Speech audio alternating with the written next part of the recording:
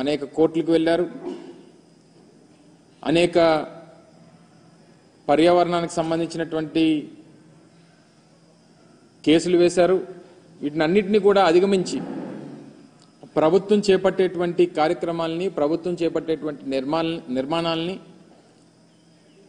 పూర్తి చేసేటువంటి కార్యక్రమం చేసి దాదాపు 4-5 నెలల క్రితం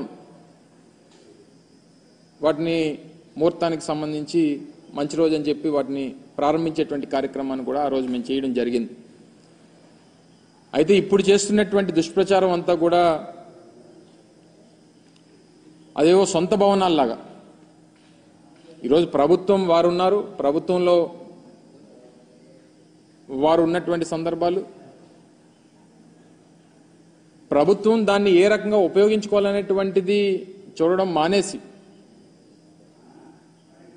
రేపు రానటువంటి కాలంలో రాష్ట్రపతితో లేకపోతే గవర్నర్ గారో లేకపోతే ఇతర పెద్దలో వచ్చినప్పుడు దాన్ని ఏ రకంగా ఉపయోగించుకోవాలి అనేటువంటిది చూడడం మానేసి దాన్ని ఇంకా జగన్మోహన్ రెడ్డి గారు ఇల్లులాగే చిత్రీకరించేటువంటి ప్రయత్నం చేయడం అనేటువంటిది సమంజసం కాదు. దాన్ని తీవ్రంగా ఖండిస్తా ఉన్నాం. ముఖ్యంగా జగన్మోహన్ రెడ్డి గారు మేము అధికారంలో ఉన్నప్పుడు విశాఖపట్నాన్ని ఎగ్జిక్యూటివ్ క్యాపిటల్గా చేయాలనేటువంటి ఒక పాలసీని మేము తీసుకోవడం, దానికి అనేక రకాలైనటువంటి అడ్డంకులు సృష్టించేటువంటి కార్యక్రమం చేశారు.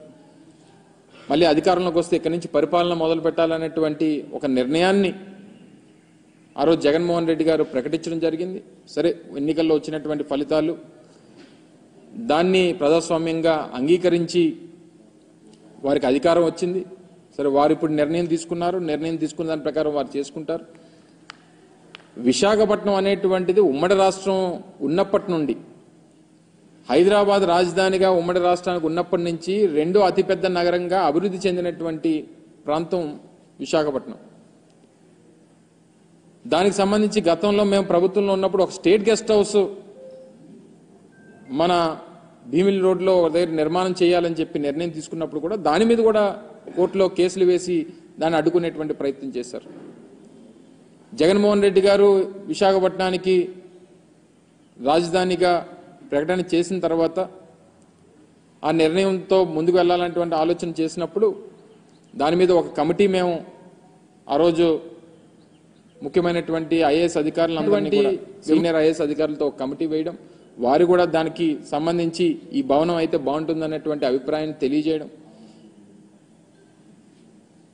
సబ్సిక్వెంట్గా వచ్చినటువంటి రాజకీయ పరిణామాలు, ఎన్నికల ఫలితాలు, ప్రజలు తీసుకున్నటువంటి నిర్ణయాలు ఇవన్నీ కూడా చూసిన తర్వాత ఇప్పుడు దాన్ని ఏ రకంగా ఉపయోగించుకోవాలనేటువంటిది ఇప్పుడు ఉన్నటువంటి ప్రభుత్వం ఆలోచన చేయాలి తప్ప ఇంకా తీసుకుని వచ్చి జగన్మోహన్ రెడ్డి గారి మీద, వైఎస్ఆర్ కాంగ్రెస్ పార్టీ మీద బురద జల్లడం అనేటువంటిది ఎంతవరకు సమంజసం అనేటువంటిది వారు ఆలోచన చేయాలి. నేను కూడా మా పార్టీ తరపున మాట్లాడాల్సి వస్తేనో, ప్రజల తరపున మాట్లాడాల్సి వస్తేనో, ముఖ్యమంత్రి చంద్రబాబు నాయుడు గారు 2014 నుంచి 19 వరకు ఏ రకంగా ప్రభుత్వ ధనాన్ని, ఈరోజు ప్రభుత్వానికి సంబంధించినటువంటి భవనాలు నిర్మిస్తేనో, ఒక డిపార్ట్మెంట్కి సంబంధించినటువంటి నిర్మాణాలు, శాశ్వత నిర్మాణాలు నిర్మిస్తే దీన్ని ఈరోజు ప్రజలకి తప్పుదోవ పట్టించేటువంటి ప్రయత్నం వారు చేస్తున్నటువంటి క్రమంలో చంద్రబాబు నాయుడు గారు 2014 నుంచి 19 వరకు ముఖ్యమంత్రిగా ఉన్నప్పుడు ఎంత ప్రభుత్వ ధనాన్ని దుర్వినియోగం చేశారనేటువంటిది కూడా మాట్లాడాల్సినటువంటి పరిస్థితి వస్తుంది.